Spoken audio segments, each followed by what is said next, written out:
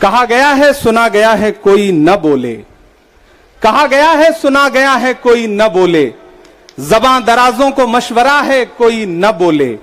अजीब लुकनत पसंद हाकिम से वास्ता है, अजीब लुकनत पसंद हाकिम से वास्ता है, जो चाहता है जो सोचता है कोई न बोले। हमारी दाईं तरफ इस सदी का सबसे बड़ा फकीर सोया हुआ है। मैं उनकी समाधि से बिल्कुल करीब खड़ा होकर के संकल्प सत्याग्रह में मेरी आंखों के सामने तपती दोपहरी में बड़ी तादाद में मौजूद कांग्रेस पार्टी के सिपाहियों को सलाम करता हूं। नवरात्रि चल रही है, रमजान चल रहा है, मैं रोजे की हालत में हूं। आप तमाम साथी ऐसे होंगे जिन्होंने नवरात्रि के व्रत रखे होंगे और इस पवित्र सप्ताह के बीच में हम खड़े हैं एक हाकिम की सनक के से उपजे हुए एक फैसले के खिलाफ। दोस्तों, भारत के लोकतंत्र के लिए एक मुश्किल लम्हा है ये। याद करिए, जब हाकिम की सनक की वजह से आप लाइनों में लग करके अपने पैसे बदलवाने के लिए बैंकों के साथियों से विनती कर रहे थे, चरौरी मिन्नत कर रहे थे, तब सबसे बड़ी आवाज बन के कौन बोल रहा था? राहुल गांधी। नतीजा क्या निकला? उनकी एसपीजी सुरक्षा वापस ले ली गई। याद करिए, जब गब्बर सिंह टैक्स लगा करके छोटे व्यापारियों को बर्बाद करने का सपना पाला था इस सरकार ने, तो सबसे मजबूत आवाज बन के कौन बोल रहा था? राहुल गांधी। नतीजा क्या निकला? हजारों करोड़ रुपए खर्च करके उनके पीछे ट्रोल आर्मी लगा दी गई। उनकी इमेज खराब करने के लिए जितने तरीके अपना सकती थी भारतीय जनता पार्टी उसने अपनाया। याद करिए कि जब राफेल के मुद्दे पर, राफेल में हुई लूट के खिलाफ एक अकेला शख्स पूरे देश में खड़ा होकर के चौकीदार से पूछ रहा था कि आपकी चौकीदारी का सवाल है, बताइए सच्चाई क्या है, तब उनके पीछे 55 घंटे उन्हें ईडी के ऑफिस में बिठा करके पूछताछ की गई। मेरे भाई, उस शख्स ने क्या गुनाह किया? क्या कसूर है उनका? उनका कसूर इतना है कि जब देश में नफरतें सर चढ़ करके बोल रही थी तो उस शख्स ने कहा कि मैं भारत जोड़ने के लिए अपने पैर के छालों की परवाह किए बगैर 4000 किलोमीटर चलूंगा। यह कसूर है राहुल गांधी का। यह कसूर है राहुल गांधी का कि वह एक शहीद पिता के बेटे हैं। यह कसूर है उनका। यह कसूर है उनका कि उनकी दादी ने इस देश की मिट्टी के लिए अपने खून का एक एक कतरा कुर्बान कर दिया। यह कसूर है उनका। आज भारतीय जनता पार्टी के लोग हाउस में खड़े होकर के, सदन शुरू होते ही 1 मिनट भी सदन नहीं शुरू हुआ रहता था और खड़े होकर के राहुल गांधी माफी मांगो के नारे शुरू कर देते थे।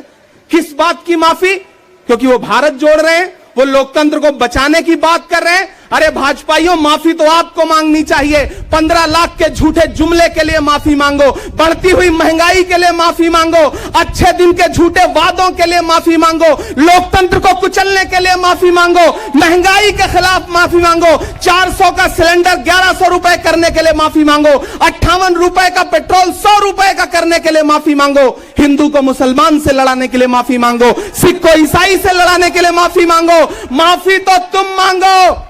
और अगर तुम ये कहते हो कि राहुल गांधी ने विदेश में जाकर के भारत का अपमान किया, तो प्रधानमंत्री जी, मैं आपसे पूछना चाहता हूं कि जब दोहा में, शंघाई में, कैलिफोर्निया में, अमेरिका में खड़े होकर के आप कह रहे थे कि भारत तो सपेरों का देश है, भारत में पैदा होना तो पाप है, प्रधानमंत्री जी, माफी तो आपको मांगनी चाहिए।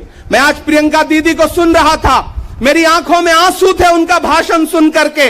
पिछले कुछ हफ्तों में 2 बार मेरी पलकें नम हुई। पहली बार तब हुई जब हम संसद भवन से तमाम सांसद निकल रहे थे और एकाएक हमने सीपीपी ऑफिस में देखा कि राहुल गांधी जी को 2 साल की सजा दे दी गई।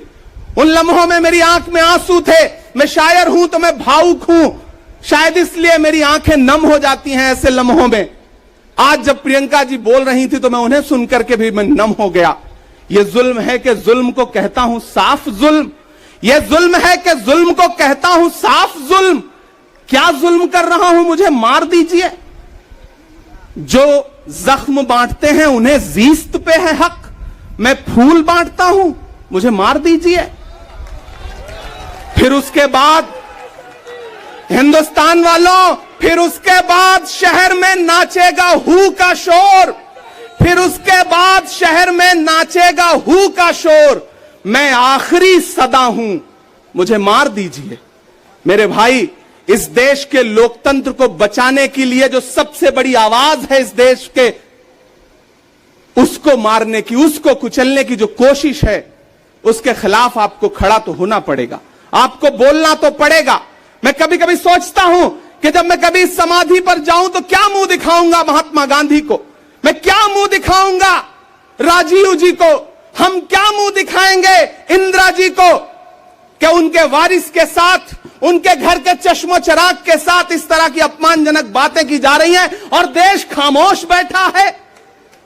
सवाल आपसे है, सवाल यहां बैठे हुए लोगों से नहीं है, सवाल आपसे है जो आप कांग्रेस की मोहब्बत में यहां आए हुए। मैं आपको सलाम करता हूं, मैं जानता हूं आप राहुल गांधी जी से मोहब्बत करते हैं, कांग्रेस पार्टी से मोहब्बत करते हैं, प्रियंका दीदी के सम्मान में आए हुए हैं, खड़गे साहब के सम्मान में आए हुए हैं, मैं जानता हूं, वरना इस तपती दोपहरी में व्रत रख के, रोजा रख करके कौन परेशान होने के लिए आता। आपको मोहब्बत है पार्टी से, लेकिन नया पाने की चाहत में पुराना छूट जाता है। तुझे अपनाऊं तो मुझसे जमाना रूठ जाता है। मोहब्बत पढ़ने लिखने में बहुत आसान है, लेकिन मोहब्बत को निभाने में पसीना छूट जाता है। मैं जानता हूं कि आप पसीने के बीच भी, आप तपती दोपहरी के बीच भी यहां बैठे हैं। क्यों? क्योंकि आपके मन में पीड़ा है, आप देख रहे हैं कि लोकतंत्र को किस तरह से कुचला जा रहा है। मेरे भाई, ये एक मुश्किल वक्त है। मैं इस मंच पर खड़ा होकर के, गांधी समाधि के इस मंच पर खड़ा होकर के पूरे देश का आह्वान करता हूं कि अब समय राहुल गांधी के सत्याग्रह का नहीं है। अब राहुल गांधी जी से आगे बढ़कर के देश के एक एक व्यक्ति के ऊपर बात आ गई है। एक ऐसी आवाज जो आपके लिए संसद में बोल रही थी, कसूर क्या था? उन्होंने प्रधानमंत्री जी के भ्रष्टाचारी मित्रों के खिलाफ आवाज उठाई। उन्होंने पूछा कि 20,000 करोड़ रुपया कहां से आया अडानी की कंपनियों में। उन्होंने पूछा कि नीरव मोदी ने, ललित मोदी ने, मेहुल चौकसी ने जो इस देश को लूटा है, उसका जवाब प्रधानमंत्री जी को देना पड़ेगा। अगर प्रधानमंत्री जी इतना कहने से आप राहुल गांधी जी की सदस्यता ले लेंगे तो हम तमाम सांसद तैयार हैं, ले लीजिए हमारी सदस्यता, लेकिन हम रुकने वाले नहीं हैं, हम झुकने वाले नहीं हैं, हम मुसलसल बोलते रहेंगे। मैं हिंदुस्तान के लोगों से कहना चाहता हूं कि हमने सहराओं में हासिल किया आसानी से, तुम समंदर में भी रहकर न मिले पानी से। ये सियासत के दिए सबके हवाले न करो, मुल्क बिक जाता है एक शख्स की नादानी से। इस शख्स की नादानी से देश बिक रहा है, लोकतंत्र मटिया मेट हो रहा है, संविधान को कुचला जा रहा है। और वो आखिरी सदा जो 7 फरवरी को गूंजी थी पार्लियामेंट में, उसको भी खामोश करने के लिए उसे संसद से निकाल दिया गया है। मैं देश से कहना चाहता हूं कि उन्होंने राहुल गांधी जी को संसद से निकाल दिया है। देश सुने इस बात को कि नरेंद्र मोदी जी और उनकी सरकार ने साम दाम दंड भेद इस्तेमाल करके राहुल गांधी को संसद से निकाल दिया है। अब देश के ऊपर फैसला है, उन्होंने संसद से निकाला है। देश के लोगों, राहुल गांधी को अपने दिल में रखो, अपने दिल में बिठाओ, निकलो पूरे देश में, करो सत्याग्रह। देखते हैं इस हुकूमत की तानाशाही में कितनी ताकत है। अगर कांग्रेस का एक एक कार्यकर्ता जो अपने घरों पर कहीं बैठा हुआ है, मैं उससे भी आह्वान कर रहा हूं कि राहुल गांधी से बढ़कर के ये मसला इस देश के लोकतंत्र तक आ गया है, इसे बचाइए। और राहुल जी शायद अपने घर पर होंगे, यहां हम हजारों की तादाद में उनको समर्थन देने के लिए जुटे हैं। मैं तो बस इतना कह रहा हूं कि मेरे भाई, आपको एक बात समझनी है, और वो ये है कि इस मुश्किल वक्त में हमें राहुल जी से ये कहना है कि लहू में भीगे तमाम मौसम गवाही देंगे कि तुम खड़े थे। एक आखिरी नज्म सुना करके मैं आपसे विदा लूंगा कि लहू में भीगे तमाम मौसम गवाही देंगे कि तुम खड़े थे। शहर का सूरज गवाही देगा कि जब अंधेरों की कोख से निकलने वाले ये सोचते थे कि कोई जुगनू बचा नहीं है, तो तुम खड़े थे, तुम खड़े थे।